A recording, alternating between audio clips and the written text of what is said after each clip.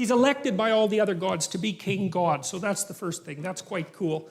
And they elect him because they're facing a terrible threat, sort of like a flood and a monster combined, something like that. And Marduk basically says that if they elect him top god, then he'll go out and stop the flood monster and they won't all get wiped out. It's a serious threat. It's chaos itself making its comeback. And so all the gods agree. And Marduk is a new manifestation. He's got eyes all the way around his head and he speaks magic words. And then he also goes out and when he fights this deity called Tiamat. And Marduk, with his eyes and his capacity to speak magic words, goes out to confront Tiamat, who's like a watery sea dragon, something like that. It's a classic St. George story, to go out and wreak havoc on the dragon. And he cuts her into pieces, and he makes the world out of her pieces. And that's the world that human beings live in.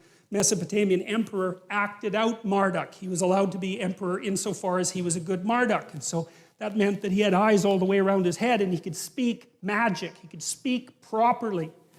And so that we're starting to understand there at that point the essence of leadership, right? Because what's leadership? It's the capacity to see what the hell's in front of your face and maybe in every direction, and then the capacity to use your language properly in a transformative manner and to transform chaos into order.